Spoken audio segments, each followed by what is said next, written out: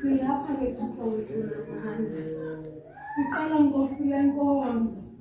Masive Nkosi ukukhona bakho. Makulawule wena Nkosi lenkonzo. Masingavi thina, masive wena Nkosi uqobo uthetha nathi. Nazi Nkosi izicaka zakho zisazawuma Nkosi kule ndawo. Zithethe Nkosi ngamazwi ohlukeneyo. Bancedeke Thixo wethu bombathisa amandla. Singevi bona kodwa sive wena Nkosi uqobo uthetha nathi. Ukuze Nkosi xa siphuma Nkosi kule nkonzo, siphume Nkosi sinotshintsho. Siphume Nkosi sithetha ngokunye ukuthetha. Siphume Nkosi nabantu esibakhuselisayo endleleni lephilile. Sincedeke Thixo wethu onamandla. Makungathi Nkosi ukuza kwethu Nkosi kule ndawo kube lilize phambi kobuso bakho. Yongama ke Thixo wethu omhle kangaka. Yongama ke Thixo wethu nakule branch ube nguThixo ukuze bona babe ngabantwana bakho. Sincedeke Thixo wethu onamandla.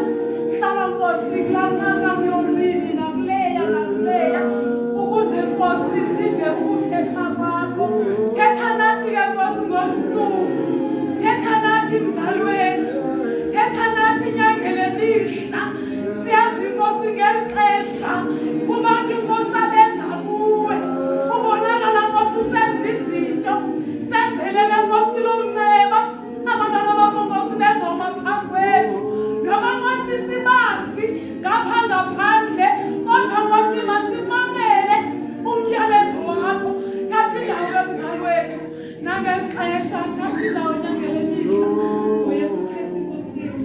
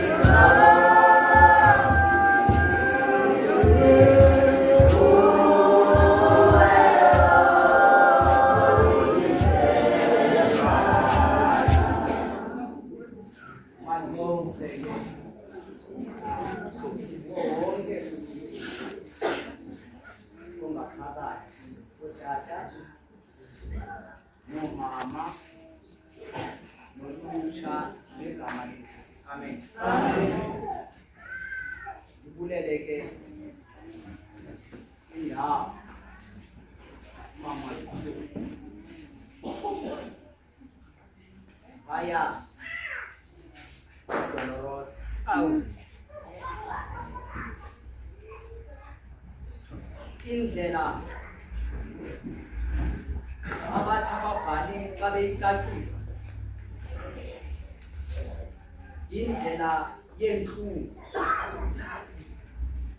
okanye indlela yentsokolo kaYesu Kristu. Apha bantakwethu uYesu Kristu uhambe izitishi ezili-14. Kodwa ke ndizawuthetha okanye ndizawuthi qhu ke mna ke ngezitishi ezili-9 kuphela.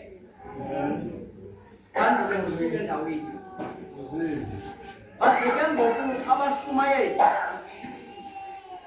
baqhubekeke ukubheka phambili neshekile. Emveni kwayo yonke le nto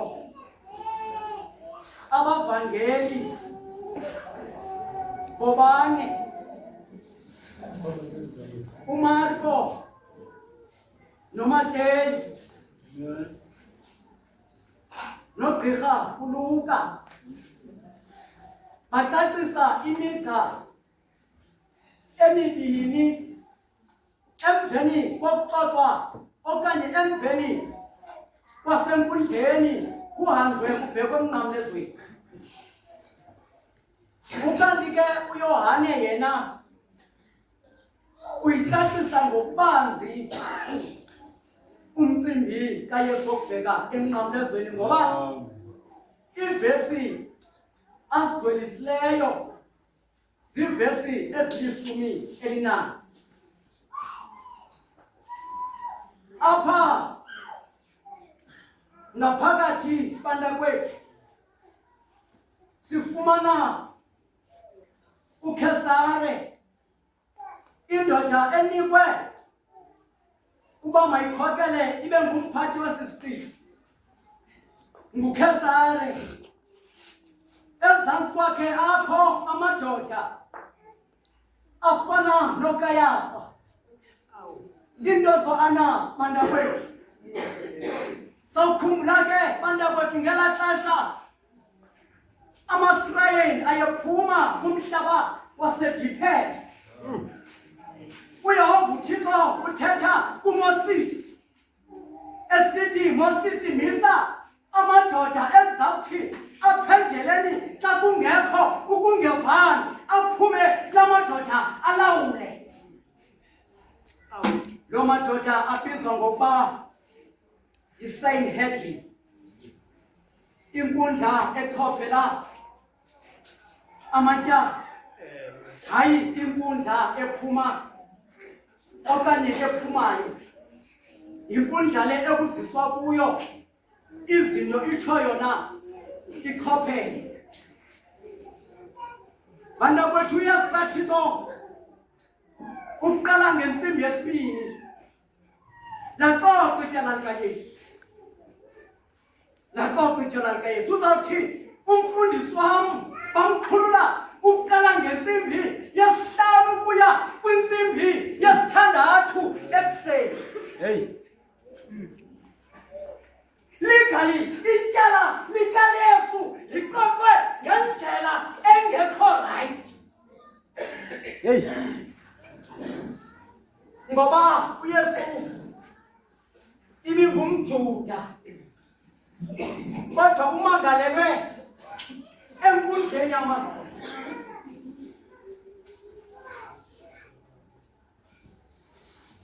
uYesu ebengenawo, ebengamangalelwanga okokuqala. Okwesibini, iSanhedrin le sendike ndayibandakanya apha. Ke ngoku apha siyifumana iyiyo ephuma yokukhangela ubungqina. Nanjengoba bendithe yinkundla engaphumiyo le, amadoda amakhulu wona akangenanga ngaphakathi enkundleni ngoba ebesazi kakuhle okokuba ubangenile akazukwazi ukubuyela ngasemva. Ngoba ingxaki ekulungiselelwa umthendeleko. Hey. Ekulungiselelwa umthendeleko. Siza kukhangela ke indoda ebe yanethamsanqa kwetyala likaYesu. Indoda engumkhopheli ihlele esitulweni. Isitulo eyayihleli kuso sisitulo esenziwe ngamatye esasibizwa okokuba yiGabatha. NguPilato lo. Okwesibini, ndizawuqangatha kwiindawo zonke apho igazi likaYesu elithe lachaphazela khona. Kubizwa ke ngoku uPilato. Kubizwa uPilato, le ndoda ibisaziwe ekuhlaleni ngoba ibingumoni. Ibingumoni le ndoda. Yabizwa yamiswa ke ngoko kunye noYesu kaThixo. Yamiswa kunye noYesu. Yakhangela inkosikazi kaPilato, yabona okokuba ukhona umntu ozawuba sengxakini. Yathi kaPilato, kaloku uzawuyenza kumntu, ngoba igazi lakho lawubizwa phantsi kwalo mntu. UPilato banakwethu the waziva ezo ndaba, wayihluba ingubo yakhe, wabiza amanzi lo mfo. Kudala ke phaya nangabe kubizwa okanye ubiza amanzi, yayindlela yokuzikhulula kuyo yonke le nyewe into yoba ndimsulwa. Wabiza amanzi uPilato, eza amanzi, wahlamba isandla sakhe. Ababhali bathi njengesandla ehlamba isandla sakhe xa igqitha, amanzi ashiyeke esikoni, isandla sakhe sakhapha igazi, isandla sikaPilato. Ingxaki kaPilato uyazikhulula kule nto, kathi unguyena ungaphakathi kule nto. Uthi ke ngoku nanku umntu, ziboneleni nina. Yabona kwethu noba ungathi umsulo, kodwa ingxaki lento yokuphuma emlonyeni yiyo ebambayo. Wathi ziboneleni nina okokuba nenza ntoni ngayo. Emveni koko bamthatha uYesu, bambophelele. Indlela angene ngayo lo mfo, ungene ngesango elingaphambili, kodwa xa bemkhupha ngoku bamkhupha kwisango elingasemva, that is iLions Gate. Wabotshelelwa uYesu kaThixo, bamthwalisa isithsaba sameva. Ngelo xesha ujongile uBarabhas intoba inoba ixasiso lizawuhamba nabani.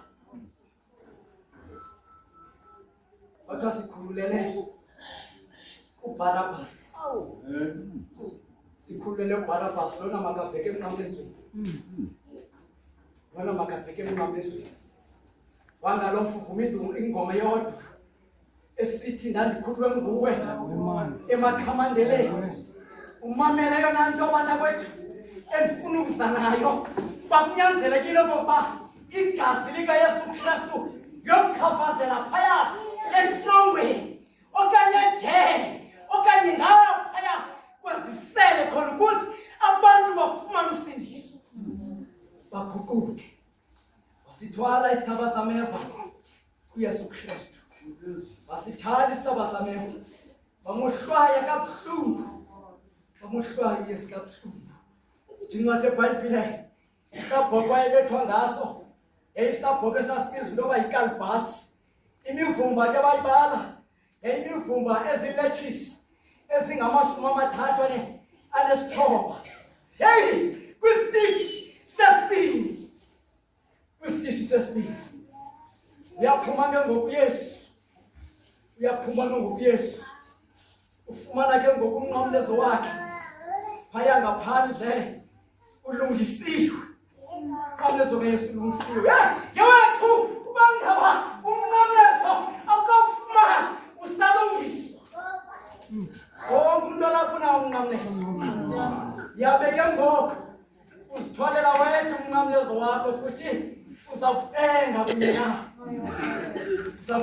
kunye nawo. Waqhubekeka kuYesu, ithi incwadi yeBhayibhile yatsisa igazi. Bantakwethu bamhluba ingubo, bamambathisa ingubo ebomvu. Malibonke igama lenkosi. Wathixo watenga uYesu kaThixo esopha enjalo. Ithi incwadi yeBhayibhile isitrato ehamba kuso sahlambeka ngoba waphela kwesasitrato. Watenga uYesu nomnqamlezo. Watenga uYesu bana kwethu nomnqamlezo xa etenga. Ayikenga uYesu nomnqamlezo. Uhlangana nonina. Uhlangana nonina. Wawisa amehlo. Waqhubekeka uYesu nohambo lwakhe. Waqhubekeka uYesu uhambo lwakhe. Ngenxa yokuba ubunzima oyebuphethe kulo mnqamlezo babungathetheki. Umnqamlezo wawunzima. Yabe izono zabantu zazilapho phezu komnqamlezo. Uwiswa yiloo nto uYesu. Wawu Yesu. Ekadisa ke ngambeni kwethuba kokuba ukuwa kuthetha ntoni. Kodwa siselapha elambeni. Watanga uYesu. Watanga uYesu kanti kukho indoda elapha kufutha. Kodwa Simoni. Wanyanzela wakhe ngokuba makathathe umnqamlezo atenge kunye noYesu. Ngenxa yokopha kukaYesu ubana kwethu elinye igazi lakhaphazela emnqamlezweni. Wawufumana ululwa uSimoni umnqamlezo. Watenga abantu kwethu. Selephumile kule ndlela. Selephumile uYesu kwezi Lion Gates. Watenga abantu kwethu. Watenga uYesu. Watenga uYesu. Eqhubeka nehambo yakhe. Watenga uYesu. Aphendeleni ngoba indlela inde ekhangele emnqamlezweni. Watenga uYesu bana kwethu. Ayiphakamisa amanje. Ayiphakamisa amehlo. Hlangana nomama belila. Hlangana nomama belila. Ibanda kwethu siyadingeka isupport. Zomama noma uthule nje akathethi just nje isupport nakumakhelwane. Yadingeka isupport. Kawumani ngathi kukho umsebenzi othile. Uthi makhelwane yiza ndikombathise ukuyisisti. Ngenxa yesupport. Ngenxa yesupport. Wabheka lo mfo. Yabheka imvana. Yababona bekhathazekile. Yathi bomama zintombi zaseJerusalem. Musana kundilele. Zilileleni nina. Nabantwana benu ngoba takunde kumthomanzi. Yobekela phina komileyo. Banda kwethu masilileleni ke. Bazali abantwana ngoba isipha sidlala abantwana bethu. Isipho sidlala abantwana bethu. Masibalele abantwana bethu. Ukubungava ngenxa yabantwana bethu. Ukumedla isizwe likhukukile ngenxa yabantwana bethu. Kodwa masibalele abantwana bethu khona ukuze kubekho utshintsho. Masibaleleni abantwana bethu yaqhubeka imvana. Yaqhubeka ngofana. Nehambo ithi incwadi yeBhayibhile endiyifundayo kwakukho amadoda awayehamba ngamahashe. Banda kwethu kwakukho amadoda awayehamba ngamahashe amane. Elesihlanu enqabeleyo ikhokela apho phambi koYesu. Elesihlanu ikhokela apha phambi koYesu. Andiyazi ke sasakuthetha ngokulila komama xa ezawugqitha. Phaya banda kwethu xa ugwetywe umnqamlezo fakuvele unikwe iintsuku ezilishumi ubonane nezihlobo zakho. Nezinye zazo uzibhalele zikude ngoba wenza laa nto kuthiwa yiBhayibhile. Ude unikwe ne-last favorite supper ngoba uyabhabhayisa. Asazi ke iBhayibhile ayibekanga into yoba njengomama bona belila apha babeqashiwe. Kodwa kanqondi into yoba babeqashiwe. Babefila intlungu ngaphakathi. Babefila intlungu nalo mfo. Thola ubunzima. Sibheke emnqamlezweni banda kwethu. Ukhona uVeronica. Kwakule ndlela. Ukhona uVeronica. Wayijonga le nto.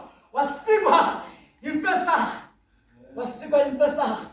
uVeronica phaa kudala intombi kwaSirayeli ezazingekendi. Sasiziqhuma ngalaa nto kuthiwa yivein. Banda kwethu wakhulula ke ngoku le vein yakhe wamosula ubuso bukaThixo. Wamosula ithi incwadi eBhayibhile yakwashiyeka ke ngoku kwelilaphu lakhe kuzowushekile okanye kuzobeke umfanekiso kaYesu. Banda kwethu ithi incwadi eBhayibhile umfundisi wami kayebeka nangoku usekhona lo mfanekiso walotawuli lobuso bukaYesu phaya kwi-headquarters. Banda kwethu waqhubekeka uYesu nohambo. Banda kwethu kodwa eyona nto ndiyifumanayo apha ekuhambeni kwethuba nantsi le yimvana ethwala isuse sonke isono sehlabathi. Imvana le ethwala sonke isuse sonke isono sehlabathi. Waqhubekeka lo mfo esopha enjalo ujongene nomlambo ke ngoku phaa ngaphesheya ikhona indoda eyayimile kuloo ndawo igadile apha kulo mlambo. Kungabi thonto eza kungcolisa apha kulo mlambo, kungabi khona eza kungcolisa kulo mlambo. Yayibukela le ndoda le nto inguSkipiyoni yathi madoda yimani ngoba lo mlambo kusela izikumka, akunyanzelekanga into yoba mayibhitha le ndoda. Phofu lo mfo ulibele into yoba njengoba esopha igazi likaYesu, igazi lemvana elingafani negazi labanye abantu. Banda kwethu igazi elitshintsha amanzi liyojika amanzi athi abenqaba afumane ukuseleka. Waqhubekeka, ayekhona amadoda ayemnceda, ayekhona amadoda ayencedisana naye, ancedisana wawela ekuweleni. Banda kwethu amanye amaqaba asegazi aqhaphazele apha emlanjeni njengohamba umlambo apha ngasezantsi. Akhona amakhosikazi amabini akathethisana. Namhlanje ungalifumane lothamsanqa lokokuba la ungavani naye ngenxa yeli gazi inene ufumane inkululeko.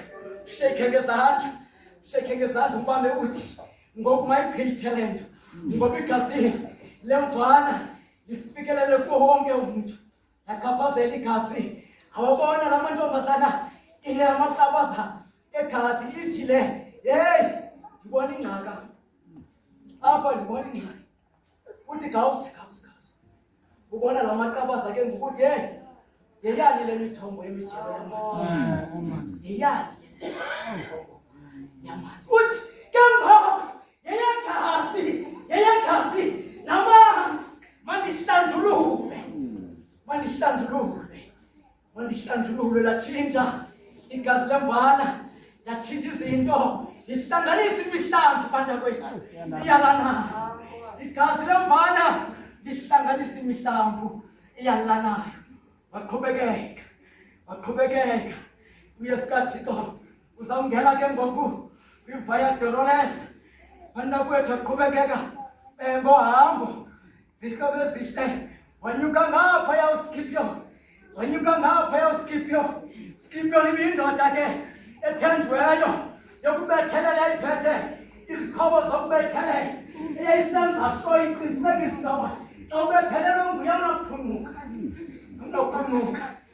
Yacenga abantu kwethu, yacenga imvana ngenyuka ngoku kubhekwa phezu kweentaba zeKhalvari. Ndiza kunike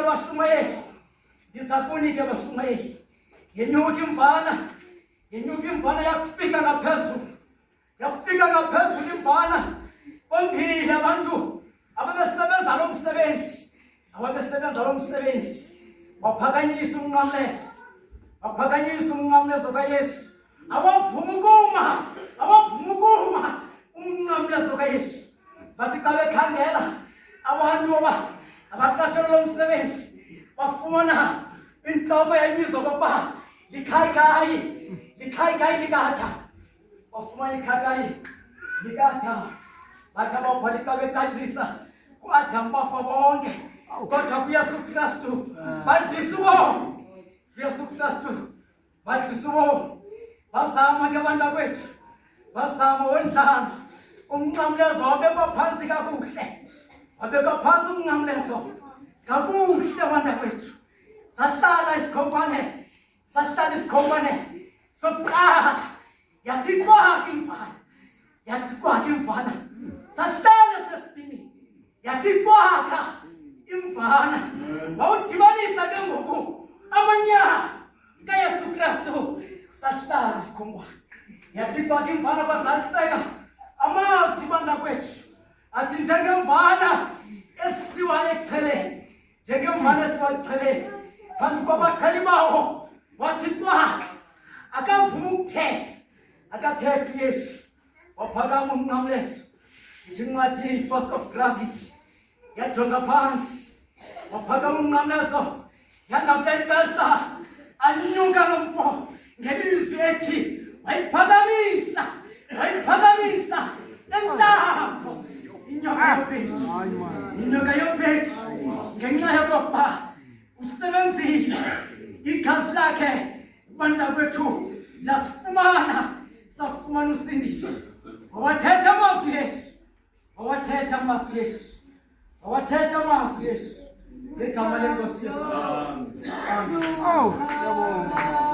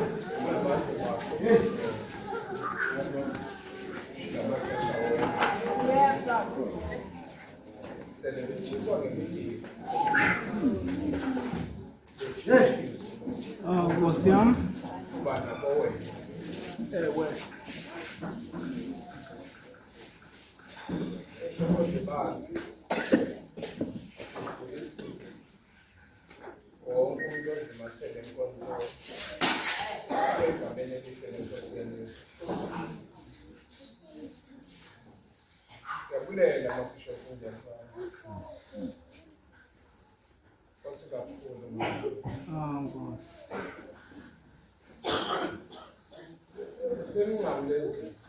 Amen. Ele umnqamlezweni.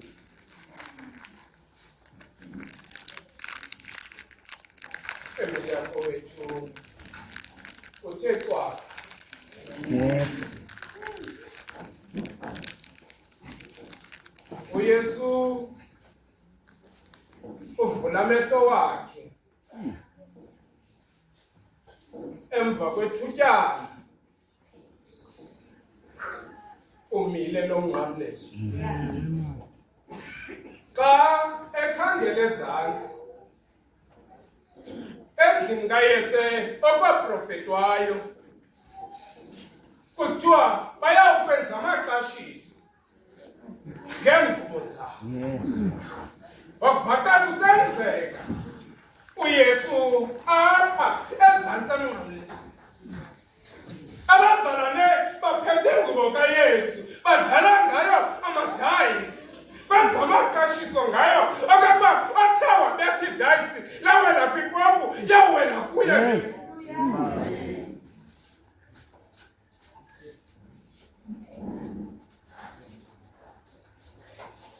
Asakuyikhangela uYesu le nto wabhatha into enye bawumahanjalo okokuba abenzi bale nto abayenzayo abayazi nakhona nje beyenza nje kodwa benza into abangayaziyo.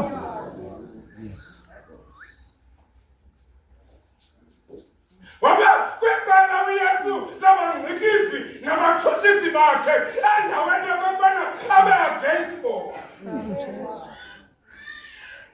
Nalapha ke enkonzweni kukhona abangcikizi abamemva kwetafile besenze ngathi bakhomba indlela kanti ngalala ngelo xesha baphethe ikrele nabulela abantwana bakaThixo.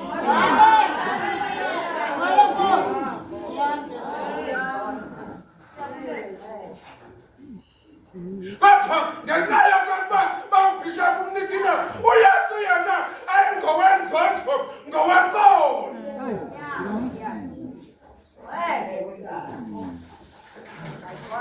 Enamandla nemvume yokwahlulela kodwa uYesu akayenza loo nto wamaka icala labangcikizi nababantazeli babo. Ngizocebisa into ethi uyamazi umngcikizi wakho kodwa wena yenze le nto ethe ezibhalweni ububi abuyisele ngobubi. Kuba ngokwenza njalo yawuzibasela amalahle phezulu.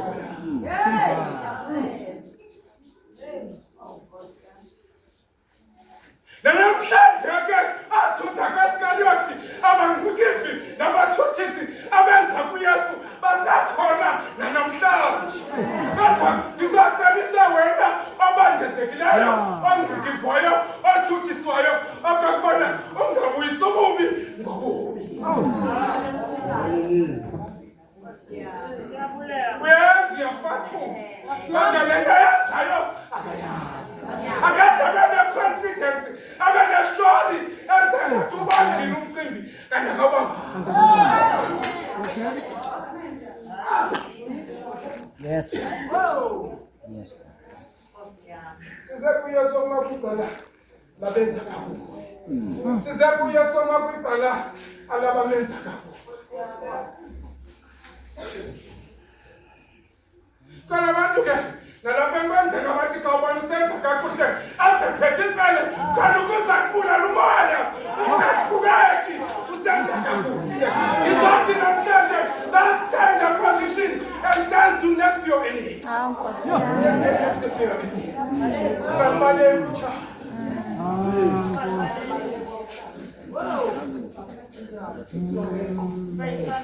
Okwesibini, ndakalangbane uYesu xa esusa amehlo wakhe emhlabeni wathi ke ngathi uhlabelelo umhlabelelo ndinika amehlo ndikhangele phezulu ezulwini.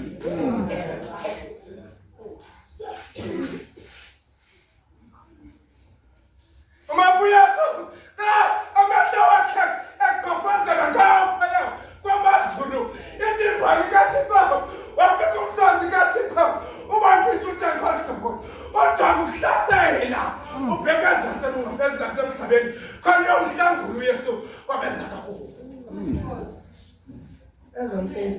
Kristu eleme unkosi kaThixo uyalungisa. Uzamlwela. Akasidingo sakabana ukhapha amagagu. Usilimfaze ngengu yakho. Umilo Thixo na uzamlwela.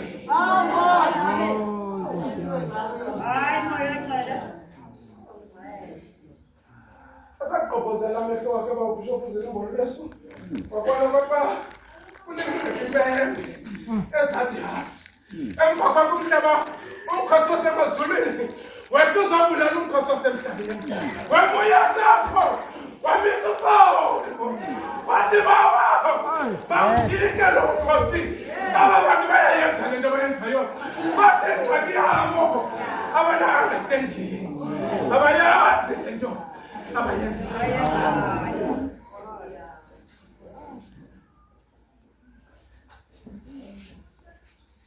It doesn't require imfundo ukwenza into ongayaziyo.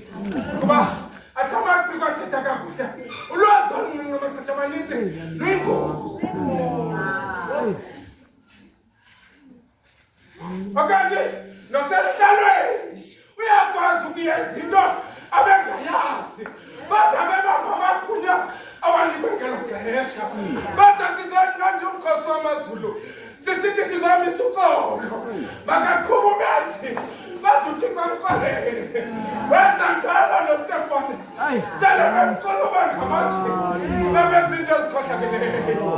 Wathi Nkosi uzongaba nekityala. Aba bantu. Sizamisa loo nto namhlanje. Kule pasika yanamhlanje. Ezi slogans sisithi makwenziwe intando kaThixo. Uzongavumi ke ukususa kwenzeni intando kaThixo ngabantu abenza into abangayaziyo. Uzongavumi ukusuka kwintando kaThixo ngabantu abenza into bengaqondi. Kodwa nje bebamba i-confidence nesidima sokwenza nangamagunya abawanikiweyo. Sizamisa uqolo. Sisithi ngawe khawusiqolele. Nento yokwenza kwakho angafuni ubona umuntu esenza kakuhle uqonda uva kamnandi. Ziqolele. Lento yakho yokukhulu enhlebendwane ziqolele. Kuba lento yenzayo awuyazi. Ungathi kanti uyenza nje kanti wenza for bathekisa usenza into ongayaziyo.